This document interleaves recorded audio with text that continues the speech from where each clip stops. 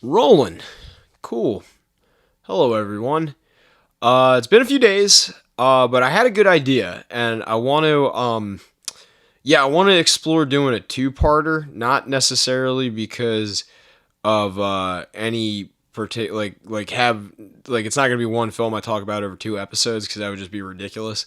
I have an idea for like a segment where I was talking about Quentin Tarantino a few episodes ago, and today at work, me and this kid named Connor that I work with, shout out Connor, and Ian, were all discussing with the dishwasher dude Yussel, uh, about like robberies, and like he was explaining some movie to me, and I was like explaining to him something about like how if you get like a large sum of money, especially from like a robbery, they pretty much have like a way of serializing like all the bills that you have in your possession, so that if those bills come into circulation by like happenstance, or like someone matching your description spends money somewhere, they can like trace the bills back to you. And like I was just being a total killjoy because I'm a douchebag. I'm in a really fucking bad mood the last couple of days. But yeah, it got us like talking. I was like talking about like if I was gonna, like money's a bad idea, and he's like, well, what about gold? And I'm like, well, gold's kind of hard because that's serialized as well. Plus, like a lot of it's accounted for in like ways that you wouldn't expect. Like it's done by like weight and like other things. So if you're transporting a very specific amount of weight over what you're supposed to be transporting, or like you try and deposit in increments of believe me when I tell you, it's just fucking a very bad idea. And it was like the juice ain't worth the squeeze even on that most of the time. But people do it, and it is what it is. But there's like it got me thinking about Tarantino, and I was gonna bring something up at work. We got busy.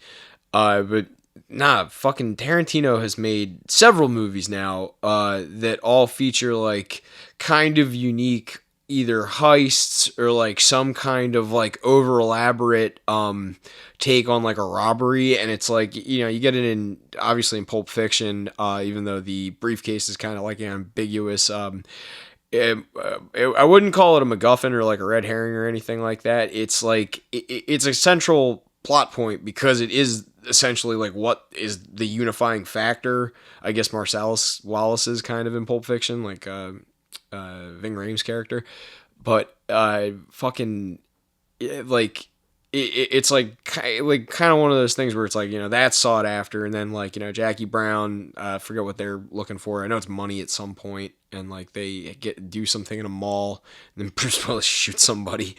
It's fucking great.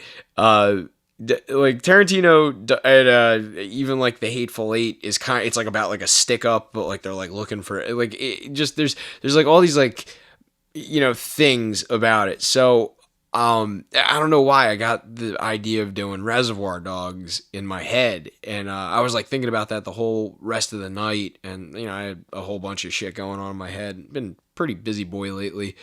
And we're going to 6 days a week at work, which is fucking awesome. Loving it. But money in my pocket, more time to fuck off in the winter, trying to endure. Whatever bullshit I keep telling myself. I don't think the last two videos even got any views, but at this point, this is fun. I am talking to like, get some shit off my chest. Nah. So yeah, Tarantino. I had the idea to do Reservoir Dogs, but then like I also remembered I just bought Once Upon a Time in Hollywood, and I've seen like most of Tarantino's movies at least like 3, 4, 5 times.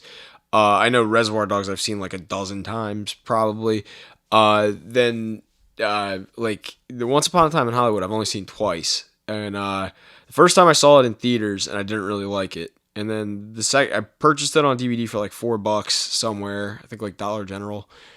And I watched it the second time, and I had like I don't know, like a couple minor gripes with it, but it's kind of like a little more comfortable like the second time around because you kind of know what's gonna happen, so you get to savor the characters a little bit. And like Tarantino does write really well done characters, but like yeah, I don't know. It wasn't what I was expecting the first time around. I mean, like as soon as I saw the flamethrower, you kind of know what's gonna happen. I don't give a fuck about spoiler alerts. Like, go fuck yourself with that shit. Uh, the fucking, like, as soon as you see the flamethrower, you're like, someone's getting fucking disintegrated with one of those, and of course it happens in a swimming pool, which is fucking awesome.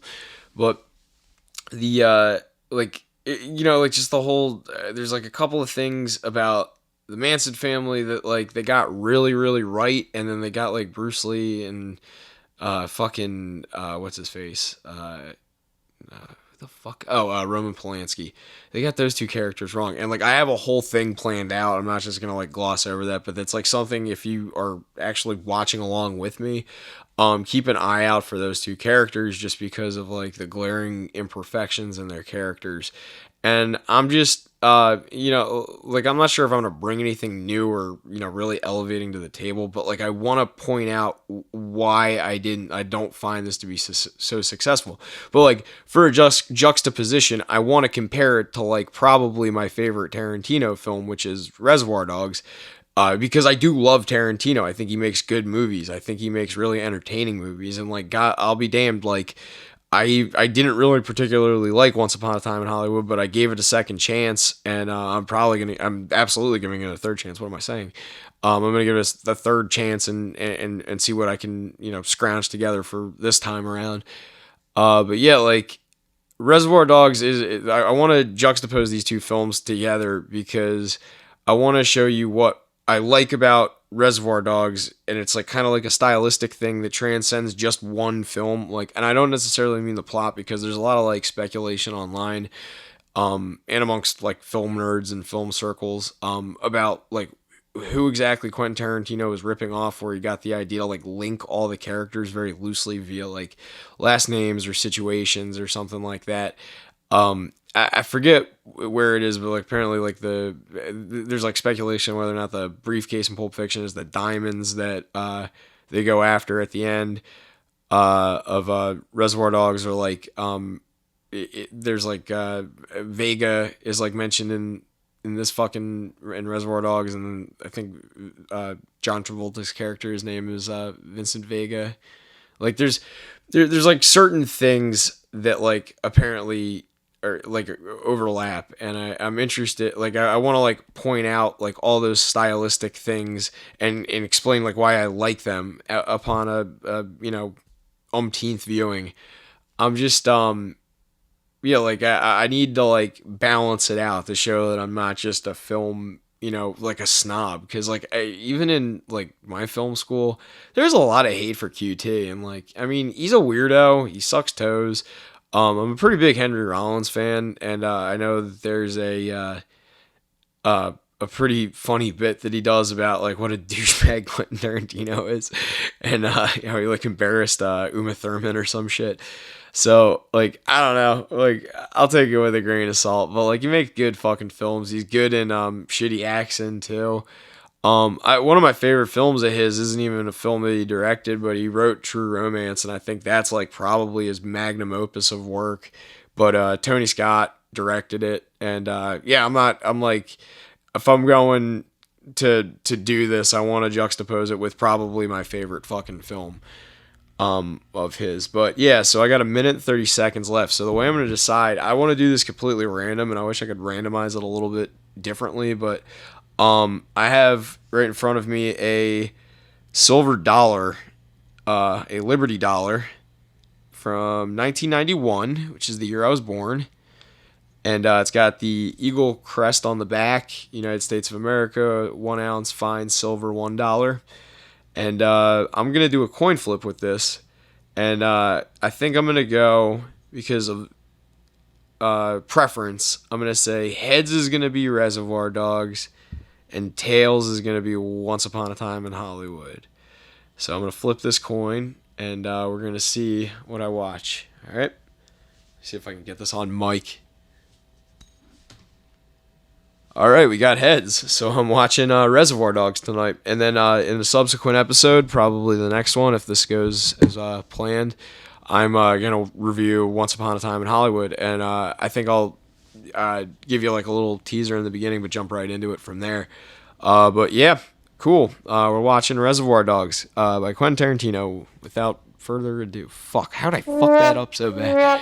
God, motherfucker. motherfucker. Ah, man, I'm too high for this shit. All right, without further ado, Reservoir Dogs. Fuck yeah, dude. I absolutely fucking love Reservoir Dogs. That film fucking rules. Give it up for Mr. Quentin Tarantino. Yeah. I do love that film. That is one of the best fucking Quentin Tarantino movies. I don't think I can plug a sponsor, but this podcast is most certainly brought to you by fucking the Amish. Buy their fucking weed. I went to a weed convention a couple of days ago and I bought this Delta 8 shit off of an Amish guy and I got a quarter pound of it for $35. And my fucking lord, it is the best fucking thing. I like smoking the heady highs, like, because I got some of that too, to go to sleep at night and like relax after a long day of work. But like just for my going around and like staying calm kind of shit, it's this fucking Delta 8 that the Amish are fucking selling right now. It's really good. So yeah, go buy Delta 8 from the Amish in Lancaster. I think it's called Lanco. Yeah. Look them up online. They're fucking awesome. But anyway, yeah, Quentin Tarantino. Let's get into it. First off, the fucking story structure of his movies are like bizarre. They're not like they're linear stories, but they're linear stories that take these like tangential like back loops that add so much like tension, and it builds the story in this way where even though you are kind of in the third person as a fly on the wall for like pretty much every one of his movies, and you're just kind of like experiencing what the characters are experiencing, you're not really in the know more than anybody else until they decide that you're going to be in the know in the writing. You're just like you're along for the ride and you're kind of like, well, this is like an interesting story, but I like these characters, which is really why the film functions so well.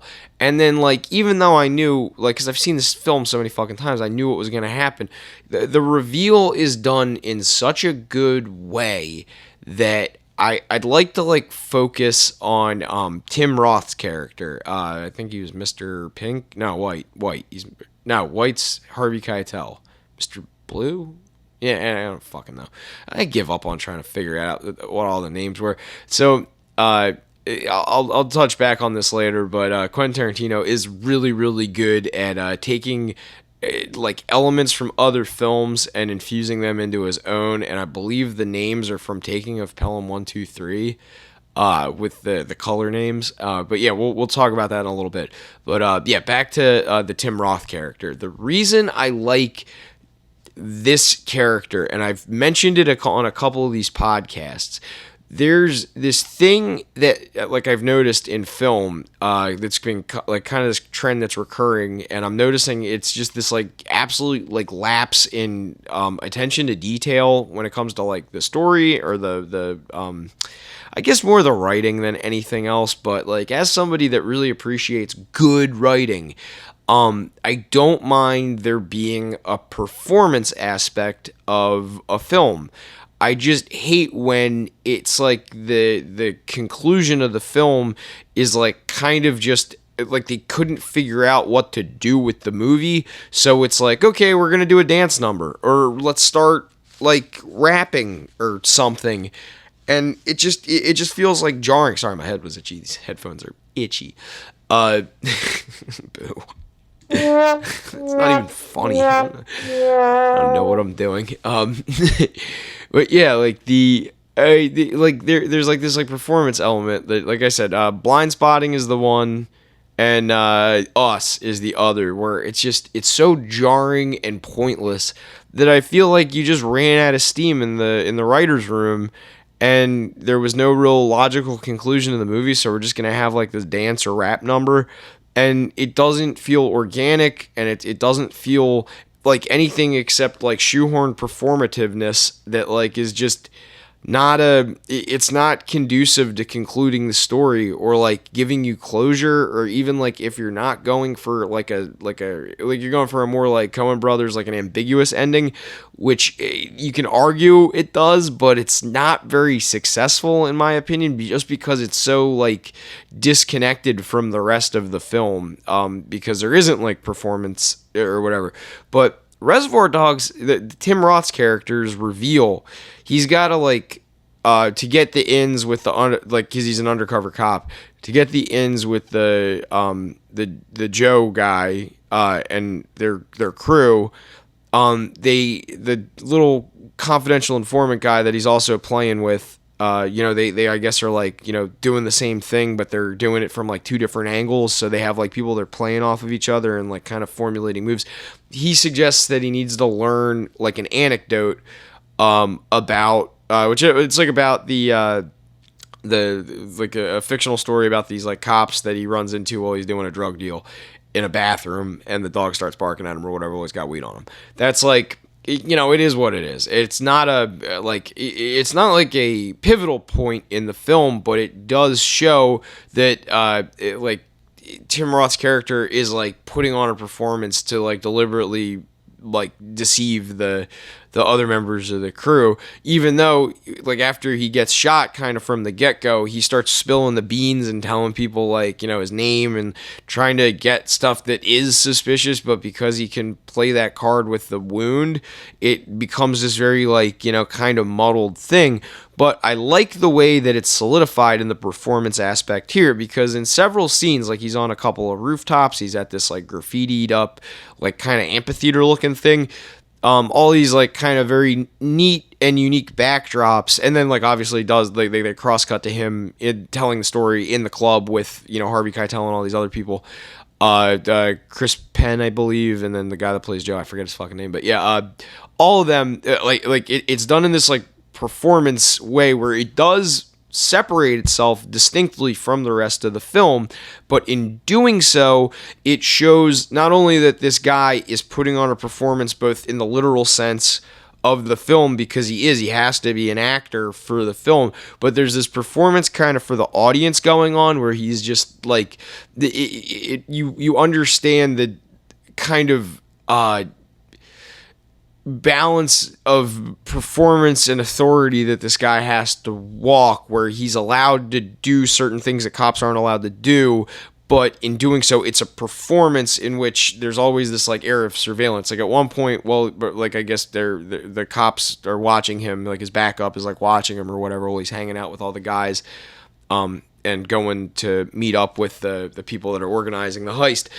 There is this like looming sense of like the police are around. I believe the guy that gets his ear cut off mentions something later about like the police being around. So you see cops peripherally throughout the movie too. So there is always this element of like the cops are like there, if not like one step ahead. But this performance that he does kind of gives you like I'm in control, I'm dictating what it is, and then like it's instantly like from the beginning of the film relinquished. So that if it would have started with him doing this monologue about like the drug deal or whatever, and then concluded with him, that would have been the catharsis of the film. But it's like it's done backwards, and I think that's just Tarantino's style of storytelling.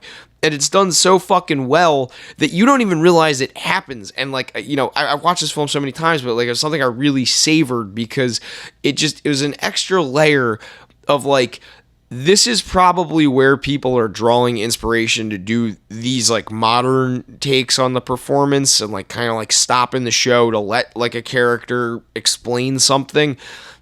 But it's just, this is done so well, as opposed to it being something that's like either way too on the nose, or like or like just jarring and not like organic to the structure. And I like the way he does that. So that's something that I thought really stood out upon this viewing, just based on my previous gripes and everything. But another really neat thing is I liked someone I guess pointed out about, there's this movie it's on Netflix. I can't remember what the fuck it was. I was supposed to look it up, but this is actually the day after. I watched it last night, fell asleep on the couch, smoked too much Delta 8, and yeah, now it's the morning, but I meant to look it up right before. But there's like this movie about a standoff that's going on that people were like saying was like pretty bad, but I really liked it.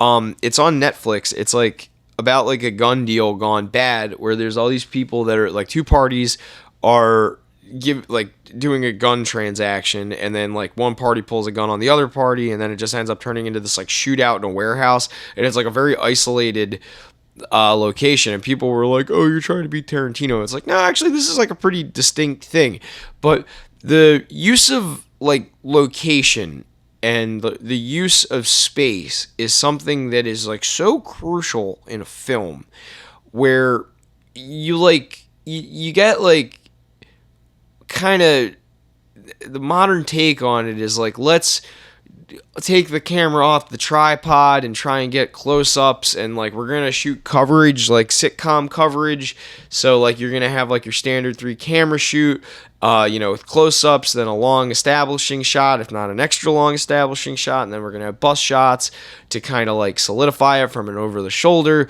and like you could just kind of like see how it's like very thoroughly storyboarded to look like a comic book. And I guess that's like part of the zeitgeist right now, is that everything has this kind of like comic book like look to it, I to say the least, or it's like trying to be like live action anime. I get it. I get where it's coming from. It's not very effective, and it's like you can see right through it that like true cinematographers, like, believe it or not, I'll take like a film like Tangerine all fucking day, where it's like it might not be the most beautifully shot film, but at least it like, committed to the bit, where it was like shot entirely on a fucking phone. And like that, like I like something that's kind of like, I'll take like a gimmicky film like that that's shot in like a unique way. But like the reason that I like the phone aspect of that film is because it utilizes the space, like it's on the streets, and it's like you kind of get this like very personal third person thing, whereas like this is like kind of an impersonal third person thing. But it's done effectively because the shots are like all locked down. They use the dollies, they use zooms, they use composition shots. There's like fucking like a couple of rack focus. Or no, I mean, I don't think it's a rack focus. I think it's just like a near and far focus shot. But like there's really good examples of like rudimentary like cinematography things that it's like, just watch this film. The bulk of this movie takes place in like offices and like the fucking coffin store warehouse thing, and you don't need much more than that. You get like a little exploration of like the streets of LA. You get a little exploration of like, kind of around town and like where these people are, live and whatnot. I just am like, I'm floored how people fumble the ball so hard on cinematography these days, and it really just stands out in here. And I read something about like how Tarantino really wanted this film to stand out because like, I guess True Romance was like a very visually interesting film, and he was like, I wanted to focus on the like the story. I really wanted the story to like come through. I didn't want too much other distraction. I wanted people to focus on this, but it's done so not to a detriment. It's done very well. It's done in a very smart way. You don't feel like you're staring at just wallpaper or like watching paint dry. Everything is done in a way where it's supposed to feel familiar and uncomfortable at the same time. And I like that. And I like how it all, like, even the action is like done in a way where the most brutal thing that you see really is like this guy's got an ear wound that like they did prosthetics on, but like you don't actually see the act of him having his ear ripped off by Michael Madsen. You get like it kind of was like left to the imagination. It just like lingers on this shot of like the wall, like the ramp or whatever, with like nobody in it, and like you just hear like this very like weird, kind of like horrific act going on. It's done in a very poignant way visually, and I think that visual poignancy is something that needs to make a comeback in filmmaking, because everybody right now is either trying to be Stanley Kubrick with this symmetry, or like Wes Anderson or something, like shooting things symmetrically, but like they don't understand the locking down and committing to the locking down part. You can't have like floaty cam because it looks jarring. Like, or if you do it in a way where it's like you're not like completely just abruptly jarring the audience from the comfort of it. Or if you're doing that for effect, do it for effect, but then go back to it. Like, kind of, what I'm getting at is Zack Snyder really fucked up with the fucking Army of the Dead thing. I just found something, like, it just reminded me of this like a couple of days ago, and it annoys me to no end. But Zack Snyder was like, made a camera or something to get a lot of the shots that he was doing. He wanted to be up close and personal with a camera, so he was a cinematographer for it. Like, he's like, God damn it, just leave that to the fucking film, the fucking celluloid dorks. Like, it's what they do best. Like, don't, like, direct. You gotta be the guy that tells the actors how to be what they are. Focus on that. Let the camera fellas do what they need to do. Like, don't tell the lighting guys how to do it. Don't tell the fucking craft services people how to keep the ice cold. Just fucking do what you need to do. You're basically a wrangler for a bunch of egomaniacs. That's really all directors are. But that being said, QT knows how to get what he needs out of these people. He gets the most stellar performances too from like Harvey Keitel. Like, Harvey Keitel has been like a pretty consistent actor for being like just a mean, kind of rough and rowdy dude, but he's like personable. And it's always translated very well to the characters he plays. Like, I really liked him in like Mean Streets. His character's fucking awesome in Taxi Driver. Those are two Scorsese films, but yeah, like he's got like this kind of like rough around the edges thing about him, but at the same time he's relatable. Like, he could just be like your crazy uncle or something like that. And you feel like when he's on screen, you feel like, hey, like you probably shouldn't be here, but hey, come on, hang out with me. Like, you get this personality. I like that. I like that he gets that out of everybody too, even himself. Like, he knew exactly what he needed to do. But Tarantino's little spiel in the beginning about fucking Madonna is great. And then I liked upon rewatching it too, just because I know that this would probably get a lot of fucking heat if it was made like nowadays. Like, I think it's like so far out of the fucking wheel, like, like people's like lexicons right now, that it's completely like been brushed under the rug. But I love the fucking little spiel about tipping that Buscemi's character does. It's not that I agree with it. It's not that. It's just, it's fucking funny because people take their jobs way too fucking seriously, and like for some fucking reason, waitresses just like, they're annoying. They're annoying, and I get where he's coming from. I don't personally do that. I usually over tip just because I'm a fucking cocksucker, and I don't know, if you got a nice ass, I'll give you a couple extra fucking nickels or something. Brain juice. But yeah, like I like it because it shows that. Like, it does a really good job of like setting up kind of like the chaotic nature of like all these dudes needing to work in like unison. And like, I don't think Michael Madsen says a fucking word until he shows up at the warehouse. But I like kind of like how it without being too expository, it does a great job of laying the exposition for the film out by just this like little discussion about music and like people's opinions on like money, and like the way they're all like kind of being ball breakers and like getting along. It's like, oh, these could be like old friends, but in reality they don't know each other, and it's like kind of them feeling each other out. So you're getting the sense of like you feeling each other, like feeling these characters out as well, before you realize that they're like not, like lifelong buddies or anything. They all kind of don't know each other. It's very interesting, and it's very well done. And I cannot sing enough praises about that. So I got like a minute and a half. I'm going to wrap this up. But I really enjoy this film.